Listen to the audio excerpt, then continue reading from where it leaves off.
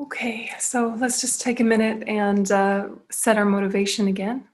So thinking all sentient beings who, although self and all appearances are Dharmadhatu by nature, have not realized it thus. I shall endow with happiness and the causes of happiness. I shall separate from suffering and the causes of suffering. I shall make inseparable from happiness without suffering. And I shall set in equanimity the cause of well-being, free from attachment, aversion, and partiality.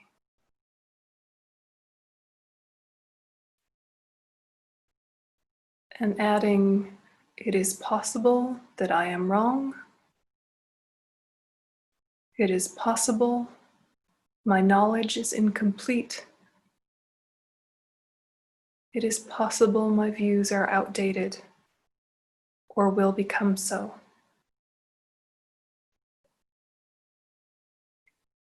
May I be brave to imperfectly share.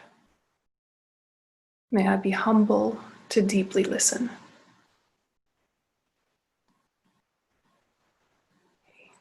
So just keeping that motivation in mind. So we're going to do a little change of gears and do an exercise where we're going to kind of look at the way in which we identify. And the reason we do this is to understand the way that having a general, merely labeled identity is no problem. You know, it's obvious as life. And anytime that there is over-identification, there is an invitation for conflict. There's also an invitation for fear. There's an invitation for prejudice. So what we're trying to do is to explore how to identify without identification. And in order to do that, we have to really look at our own identity and see what are the places that feel particularly emphasized, particularly significant labels of us, this is who I am, so that we can then gently release those. This also helps us build compassion and empathy for people who are over-identifying as some aspect of themselves, because we can really understand how easy it is to think of any number of parts, details, etc. as being the I. We can understand how easy it is to fall into that trap of over-identification. So when we see other people doing it, instead of belittling them or looking down on them or even challenging that identity, we just hold them with incredible compassion because we know what it is to over-identify and we know the suffering of that. Okay, so this exercise is a surface emptiness meditation, but it's not as deep as we normally go in Buddhism, and yet it's actually very useful for your daily life work. So what I want you to do is, even though these things are so obvious, they're so self-evident, I want us to walk through the process of knowing our labels so that we can challenge our labels. So we don't want to skip the step, even though we know better. So start with writing down, what is your name? What is your name? Because sometimes when we think I, self, me, we think of our own name. So write down your name.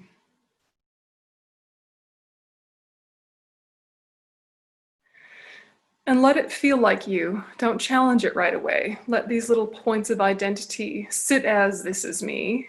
Let that kind of come to the surface before you challenge it. So then the next thing is to think, what is my gender?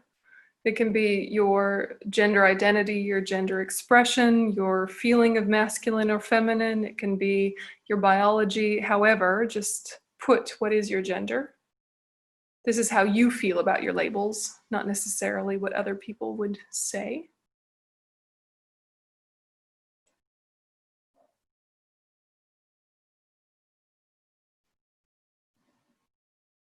And if you want to add to gender, do you feel like if you label yourself as female, do you feel like a feminine female or a masculine female?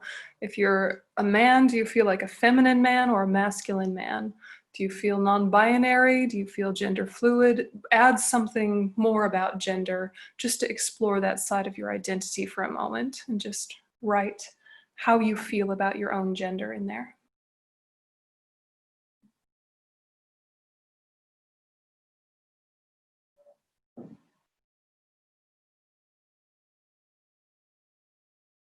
And then think about your level of education and ask yourself, do I feel like I'm a well-educated person, or do I feel like I'm an uneducated person? What is my education identity? Never mind what the truth of the affair is, whether you're a PhD or have barely graduated high school. How do you feel about your education? And just write well-educated, somewhat educated, not educated, whatever.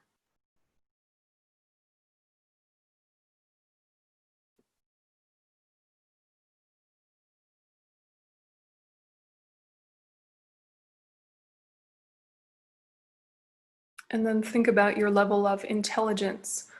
Do you think that you're a smart person? Do you think that you're an average person? Do you think you're a stupid person? Just how do you think of your own intelligence?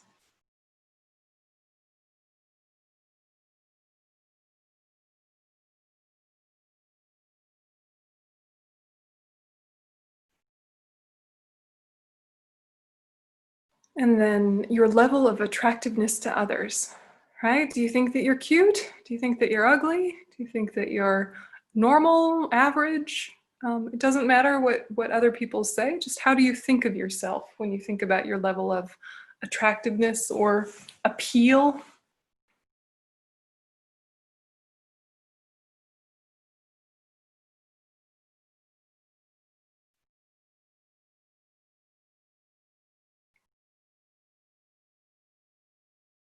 And then think about your level of mental health.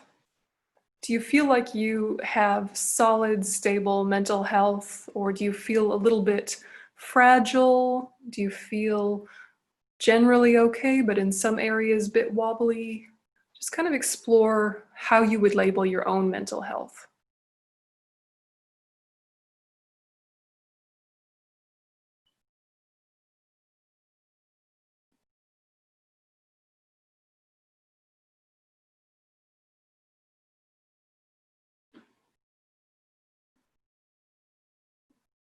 And similarly with your physical health, do you think of yourself as a healthy person?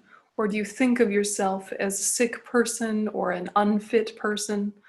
How do you think about your level of physical health, just in terms of the label you give yourself?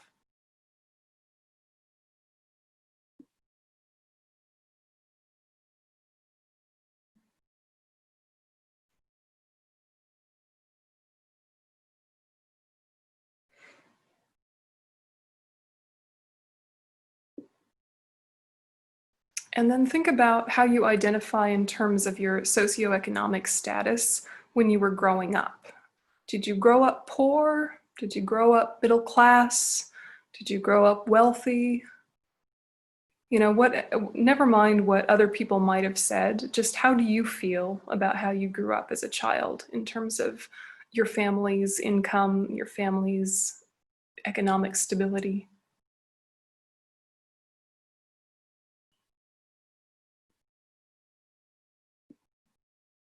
Do you say things like, I grew up working class, or I grew up middle class, or I grew up well off? Kind of how do you think of yourself there?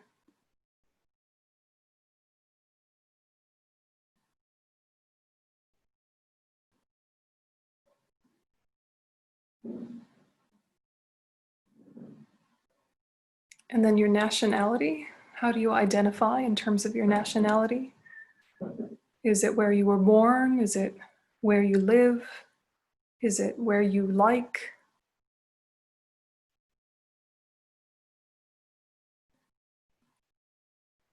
Is it related to your parents?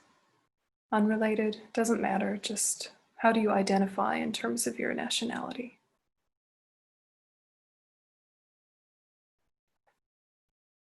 And then your ethnicity or race or ancestors. Do you think of yourself as Caucasian or a person of color?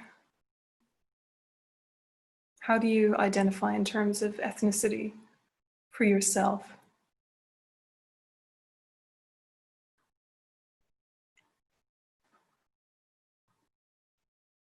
more likely to think in terms of color, or more likely to think in terms of ancestors, or how do you think of your own ethnicity?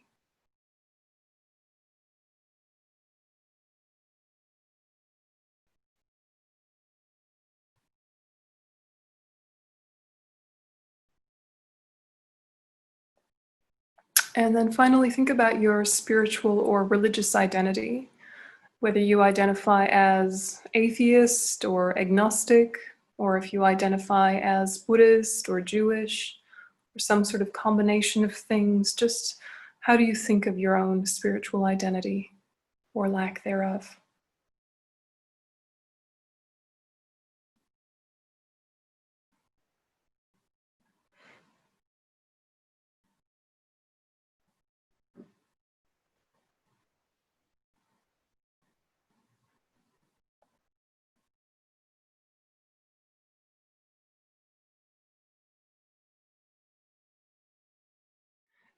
Any one of those can be merely labeled or can become a problem, right?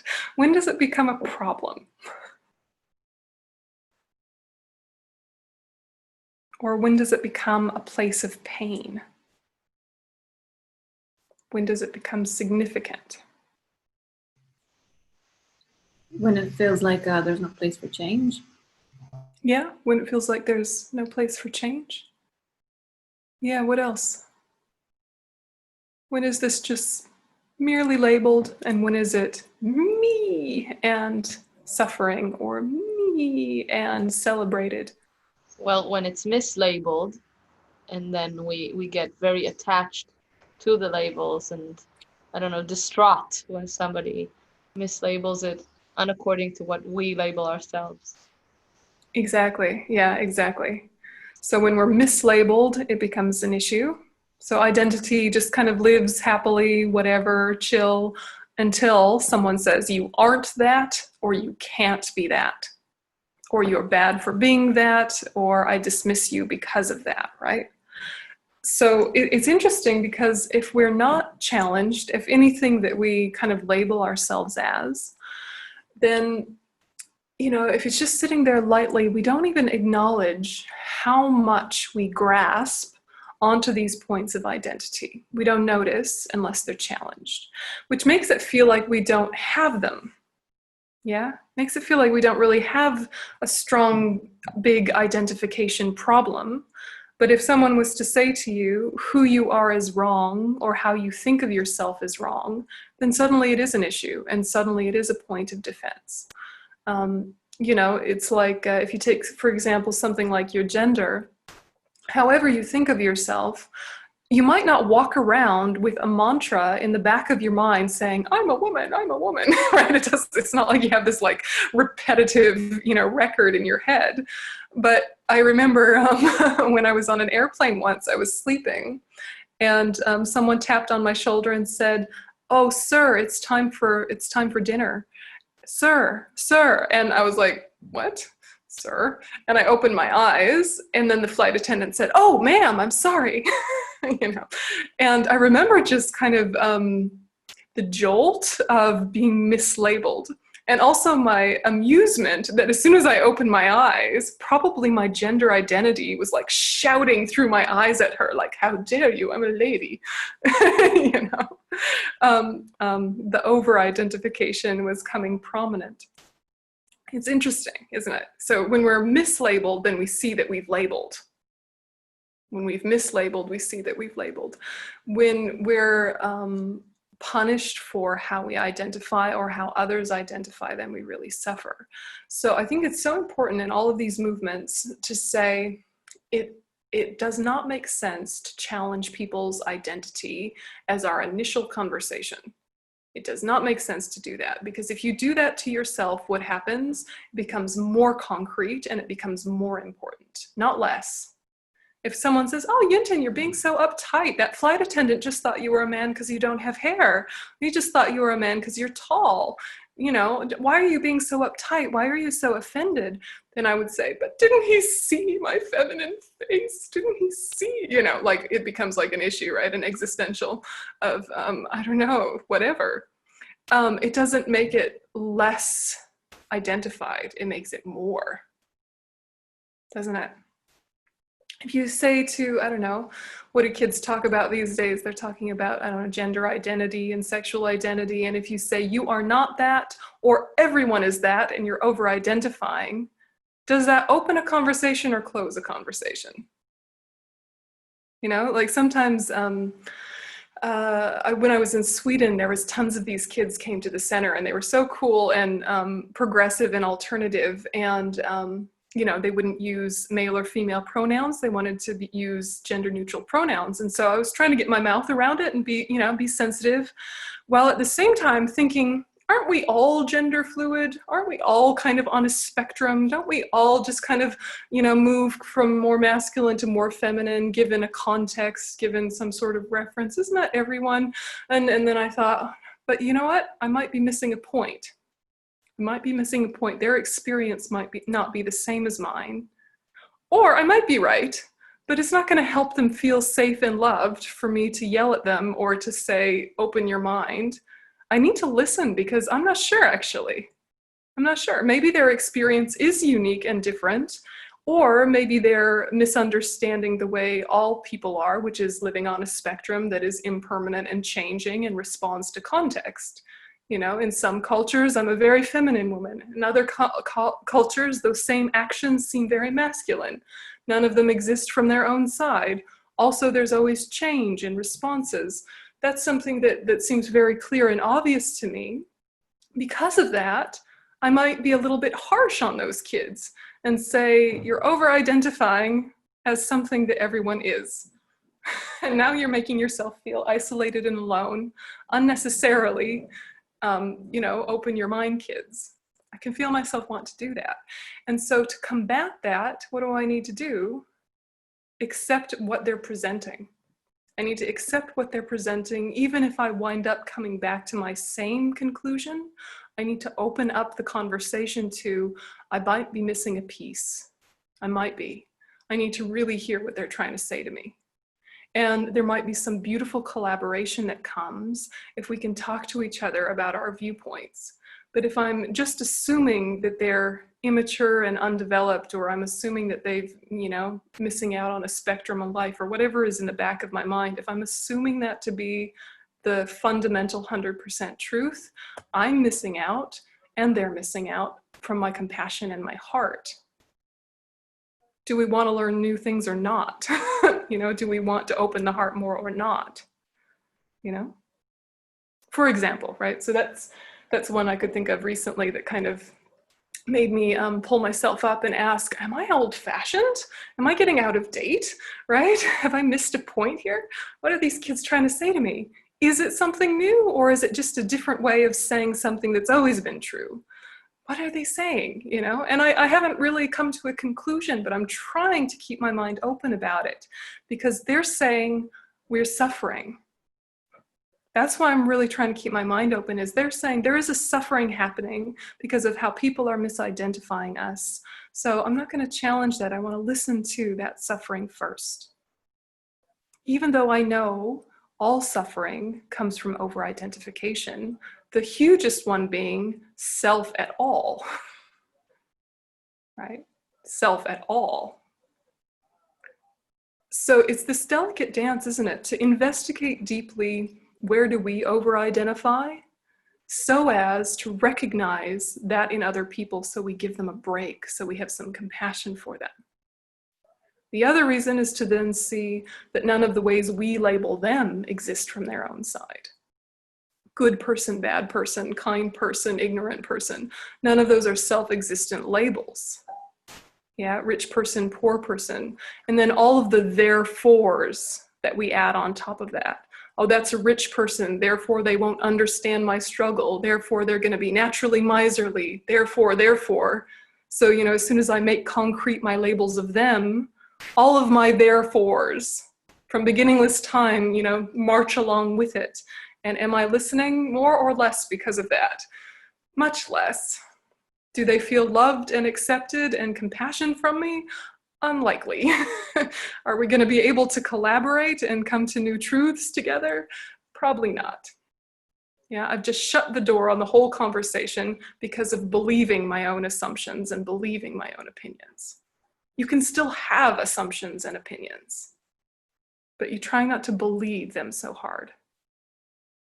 So if you go back to that exercise, then just take a minute and pick one. Yeah, just pick one of them, whether it's your name or your spiritual identity or your ethnicity. Doesn't matter, just pick one. And then ask yourself, did I make that all by myself, unrelated to other influences or contexts? Did I make that thing that I identify as?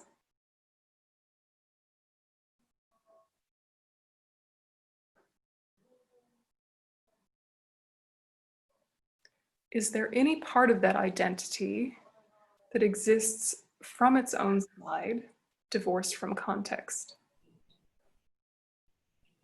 Or is it all relational?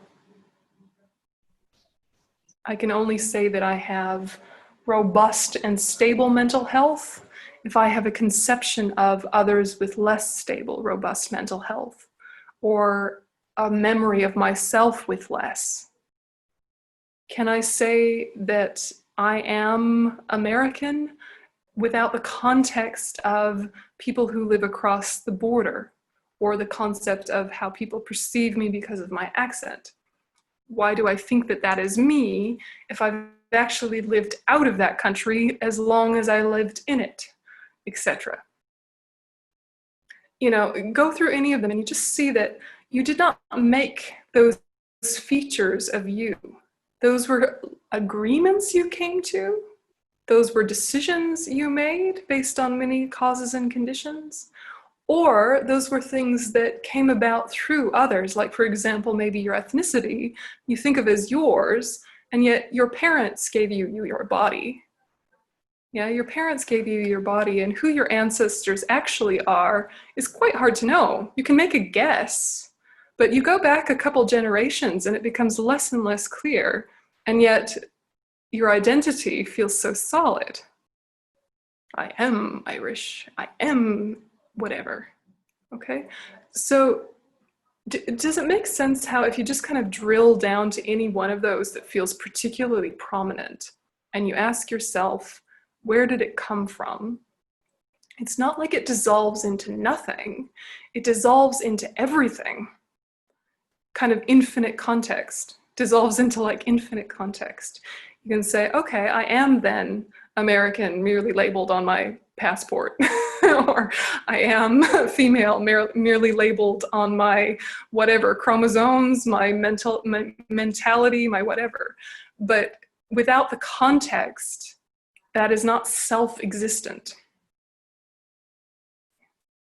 Does it make sense, right? I mean, a lot of you are Buddhists, and so you know this story at a deeper level. But I think this story on a surface level can be just as useful when we're trying to do activism work. Yeah, if you can kind of do a bit of this surface level work of, let's take a minute and acknowledge how much I identify with my level of education and how that makes me judge people higher or lower. And yet that, quote, level of education only exists within a context, within some frame of reference, comparing myself to others or comparing myself to other levels. It's not self-existent. But when I hang on to it as that, I've created an opportunity for conflict. If someone says to me, you're not well educated, I'm offended. And if someone says you are well educated, then my pride is happy. But if you're just living in it lightly, you're like, yeah, within a context. Shrug. Does it make sense? Right? So there's always going to be someone more or less of whatever label than you. Yeah, there's always gonna be someone more American than me or less American than me, right? And there's always gonna be someone more feminine and someone more masculine. There's always gonna be someone more white or less white, you know?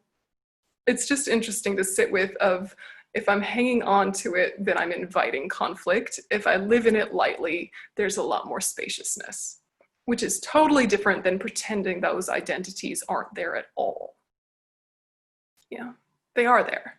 They're just merely labeled on a collection of parts and contexts and series of decisions and experiences. Yeah. So do you think you should say that to other people or not? I'm gonna go out on a limb and say, no.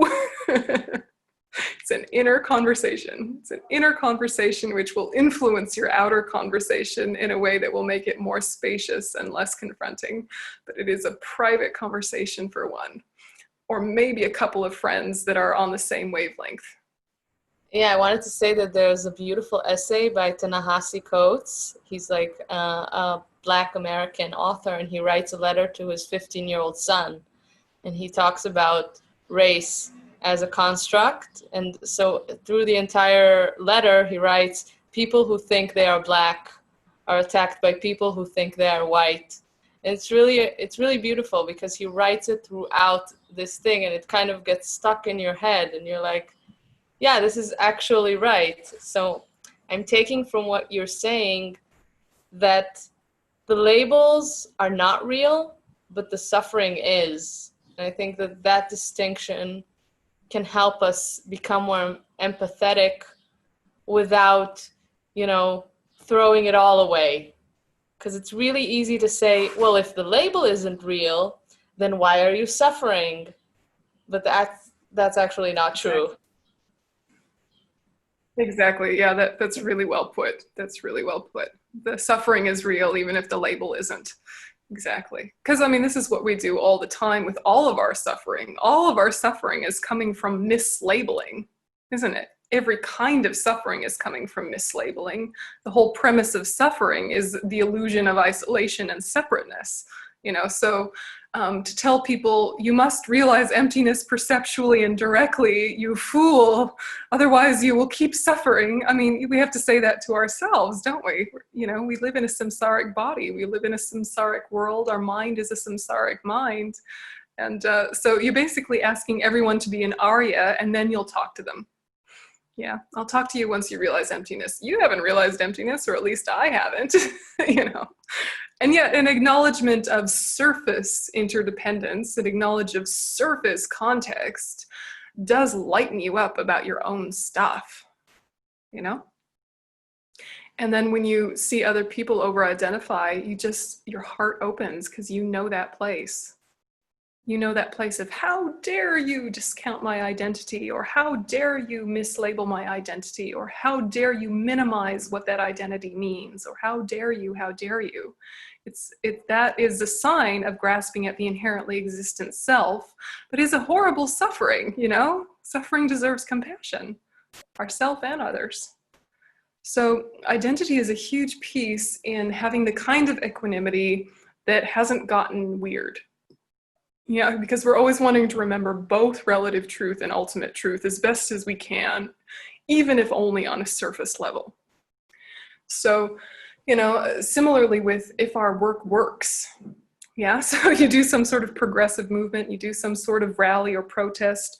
If you're thinking that was inherently positive, that was inherently effective, that was inherently good and necessary, then if you learn more information, you're going to be defensive if someone says, actually, that caused more harm than good. Actually, that reinforced people's ignorant views. Then you're going to think, how dare you? How dare you? That was inherently good. But if you're opening up possibilities, you can think, okay, from some perspectives, that was actually not useful. And, I can't know everything. I'm not omniscient. So of course I'm going to make mistakes. My intention was good, but I need to upgrade my knowledge so that it's more effective in future. Yeah. And it's not so personal then. It's not like you made a terrible mistake by going and doing this thing. It's that it made sense at the time in its context. Now that you have more context, now that you have more information, different choices will be made. But when you over-identify, then you have to defend and defend and defend, and it makes it harder to change. Okay, so because of over-identification, we have a very concrete idea of friend, enemy, stranger, right? And friends are those that help support this I, and enemies are those that negate this I or harm it, and strangers are those who haven't even looked at my I. And we want to unpack that. So we'll go ahead and do the meditation and just kind of see how it goes. So if you want to get yourself a posture that feels stable for meditating. Okay. And so just take a minute and come back to your motivation. May whatever insights I come to, may whatever peace I connect with, whatever knowledge I find, may it have a deepening effect on my own mind. May it have a ripple effect benefiting others. May all of this lead to the great enlightenment.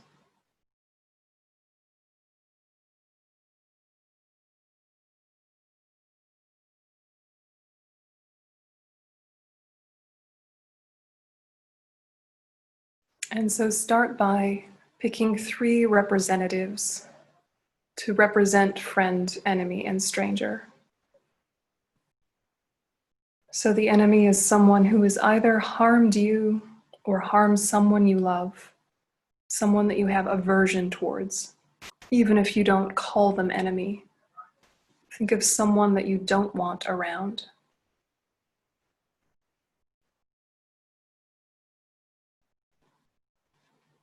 And if you have some sort of blessed life with no troublemakers, you can pick a politician.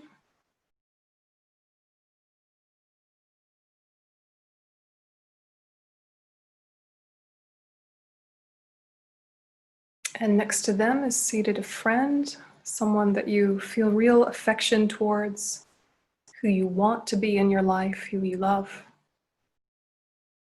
Just pick one representative, thinking they sit in front of you.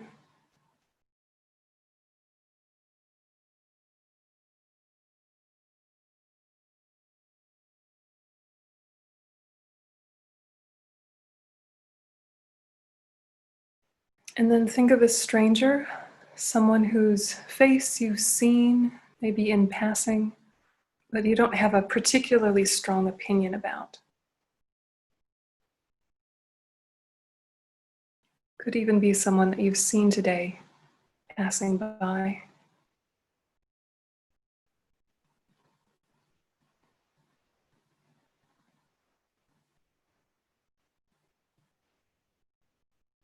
And so we'll start with the friend. Focus in on the friend for a moment. See their face in your mind's eye, the way they would be sitting if they were actually in front of you.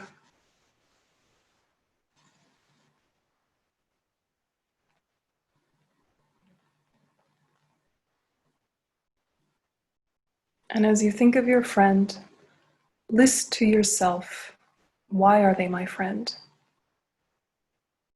Try not to edit yourself. Try not to say what you think you should say about it. Just make an honest list. Why do I like them? Why do I want them in my life? Why are they my friend?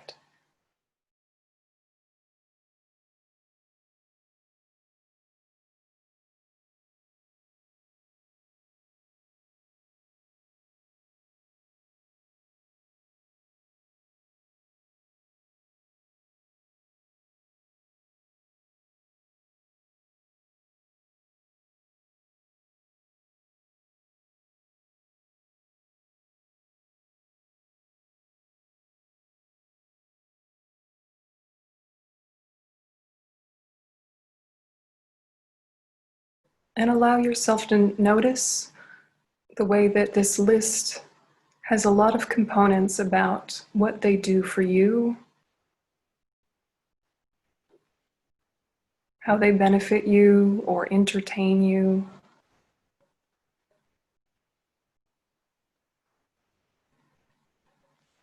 There might be elements of liking how you look to be seen beside them, or liking what it means about you that they are in your life.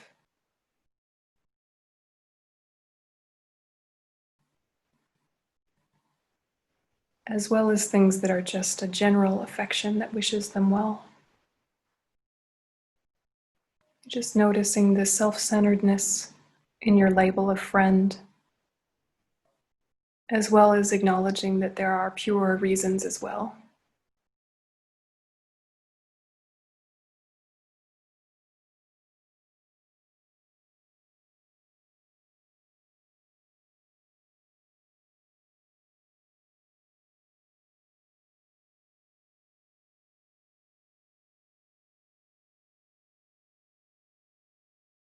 And as you think of this friend, now think of the fact that there are people in their life who don't feel the same way about them as you do. There are people that might even find them annoying or harmful. There might be people who like them even more than you do. So just expand using your imagination and your own memories and knowledge. Does everyone feel the same way about this person as I do? Does everyone come to the same label?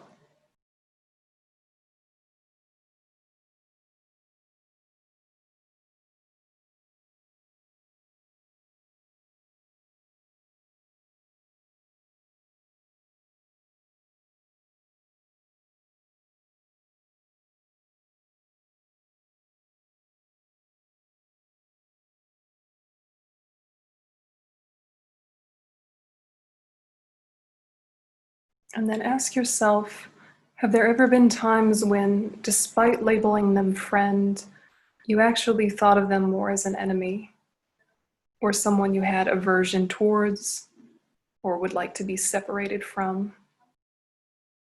Have you ever found them annoying? Is it a permanent situation that you always feel incredibly close and connected to them? Or is it something that has variation depending on context?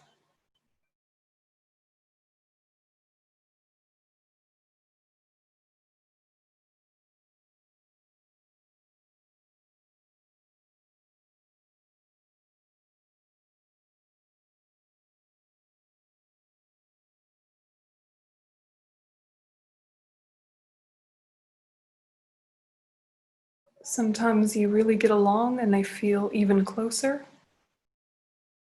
Sometimes you misunderstand and confuse each other and they feel like a stranger for a moment. Sometimes they say or do something harmful and you have aversion towards them. It's not a stable situation, this concept of friend. But the mind likes to make shortcuts and assume that they are, and create attachment and expectations and clinging because of that. Maybe even distorted loyalties.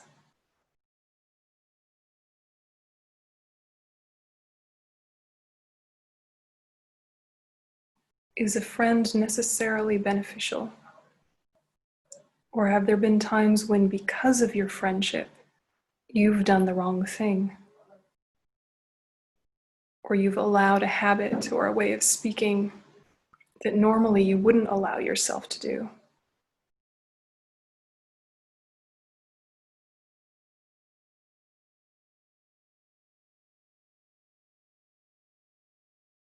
Just gently challenge the label friend while still keeping a warm heart of affection.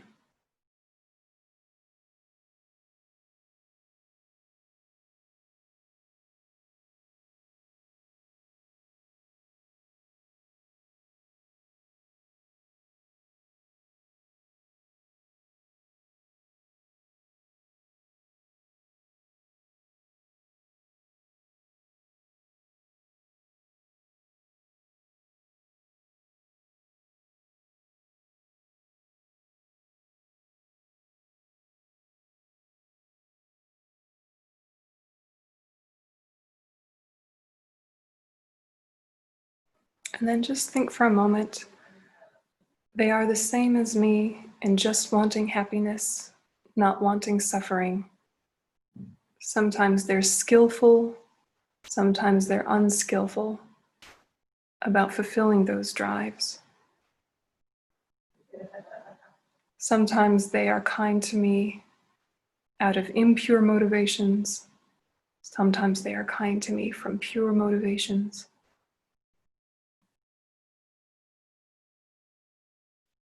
And so just imagine your attachment towards them dissolving a bit, leaving in its place a purer form of love,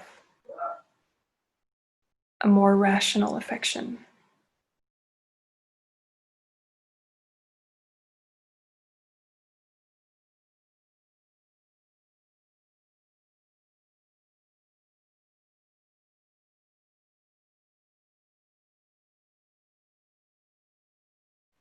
And think that you say to them, may you be well, may you be happy.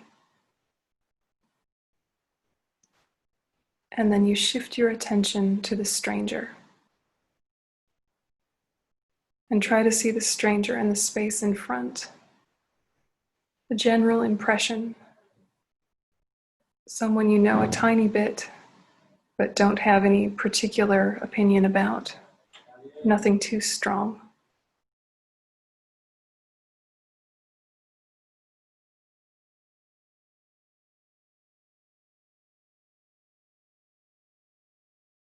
And then list for yourself, why are they a stranger?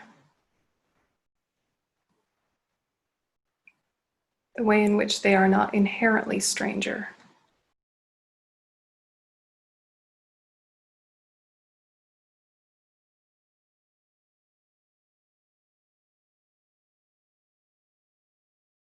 Allow yourself to feel whatever curiosity or indifference or boredom when you think of this stranger.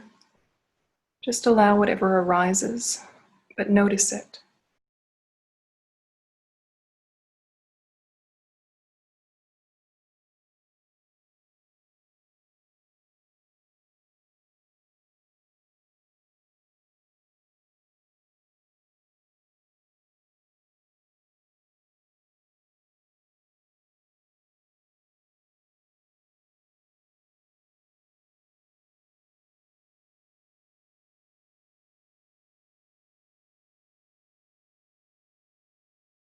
And then think that this stranger is labeled stranger because they haven't done anything to you, good or bad.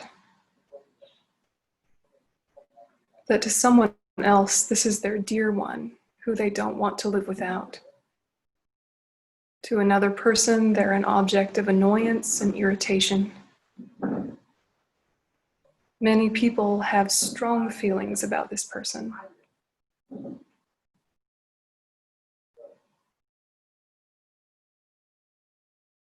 And if this person reached out and shook your hand and smiled, they would feel like friend. And if they scowled at you and slapped your face, they would feel like enemy. The label could change in a heartbeat.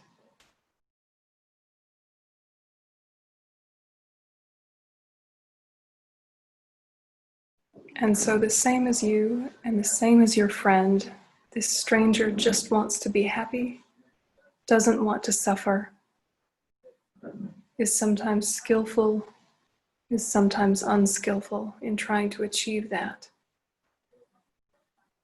Just the same.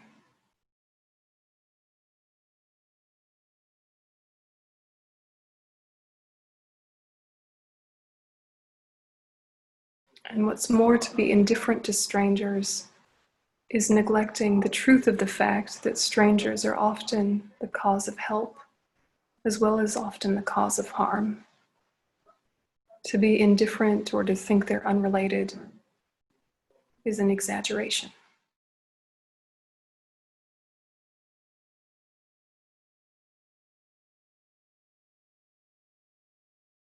And so imagine that you release your indifference and see if you can bring affection towards them. And think, despite the fact that I don't know you and we don't have a relationship, you want happiness, you don't want suffering, exactly like my closest friend, exactly as myself. Only the details are different. So may you be well. May you be happy.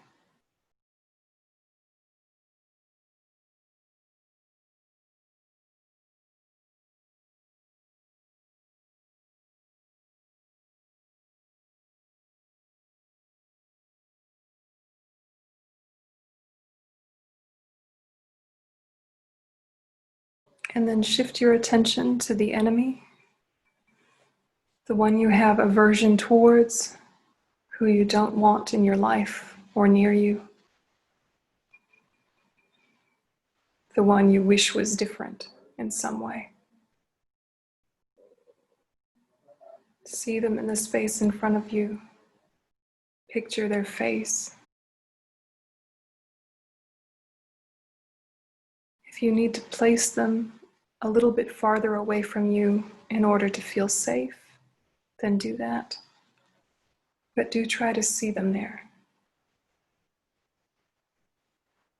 in your mind's eye.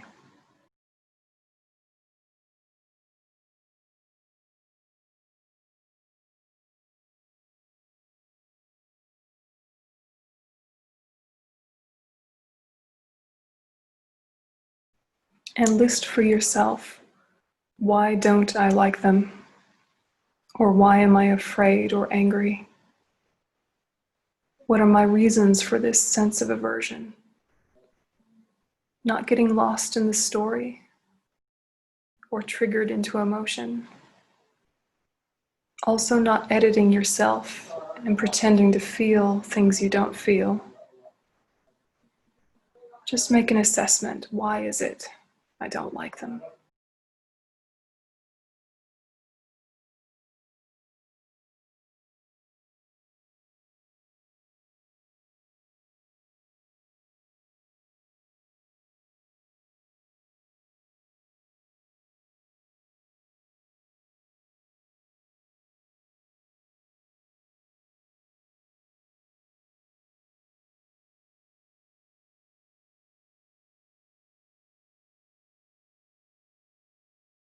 Is it related to what they've done to me and mine, or those I relate to? How personalized is the list? They do the wrong thing based on what criteria? From whose perspective?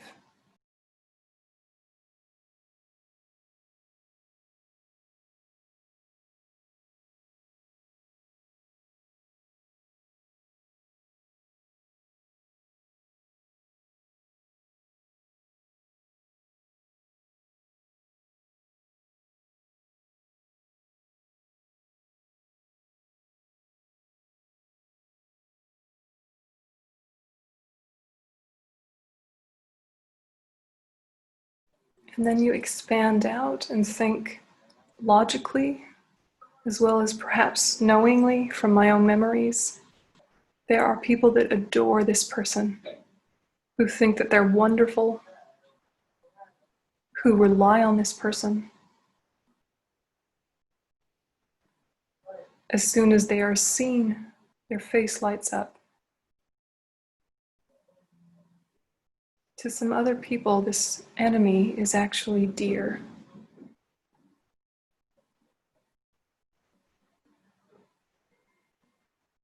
To other people, this enemy makes no particular impression. They don't particularly like or dislike.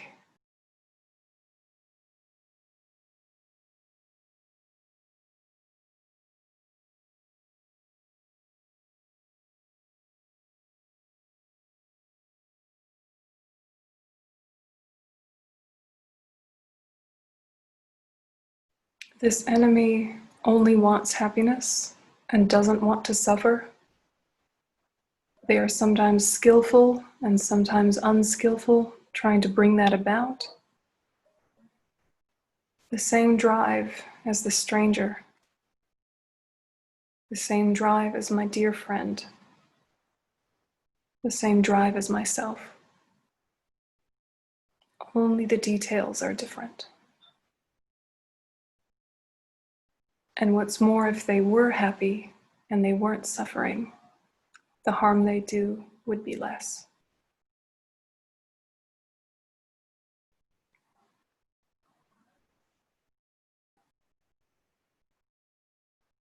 Just like the same is true of me and everyone.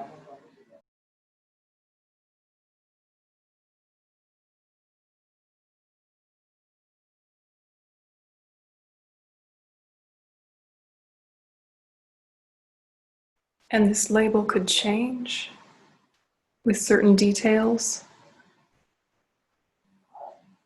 If they asked for forgiveness, if you offered forgiveness, if they changed, if you changed. They're not a permanent enemy.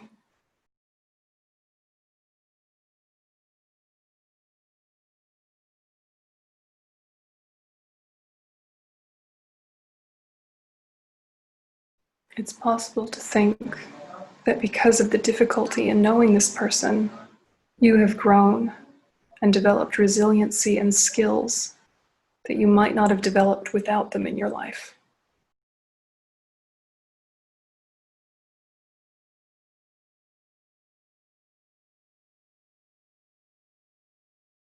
So to think that an enemy is always the instrument of harm is limited. They are so often also fuel for our practice, methods to develop our skills.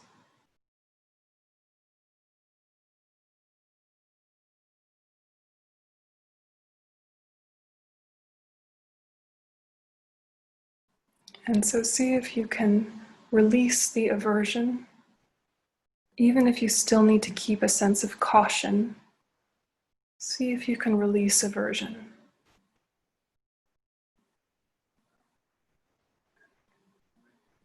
And just very gently see if you can send them affection.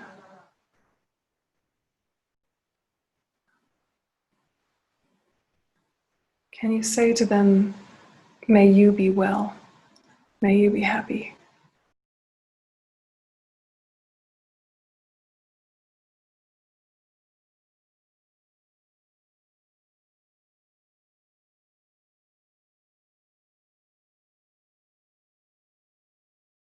And imagine that these three people represent every single sentient being who, whether we acknowledge it or not, we place into one of those three labels. And so think that you have immeasurable equanimity at your heart, available now as well as growing and developing. And from that place of immeasurable equanimity, you send love and compassion to all three people who represent all sentient beings.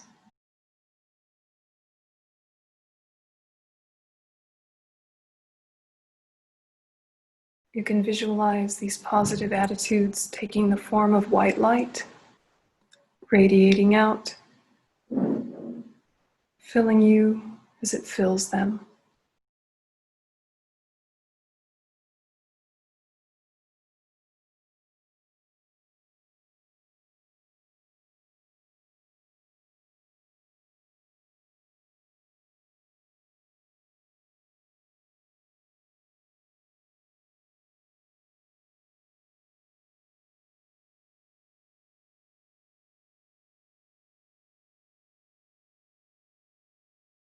And then think through the merit of this mental energy. May we develop and expand our immeasurable equanimity, bringing to it love, compassion, and joy, developing into our fullest potential in order to be of greatest benefit to both ourselves and others.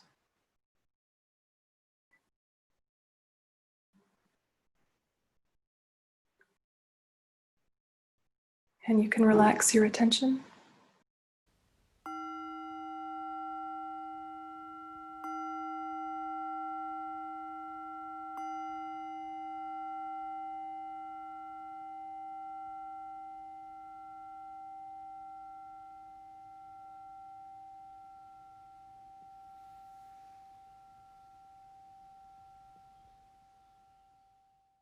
So how did it go? Did you have any little aha moments? Or any points of interesting resistance?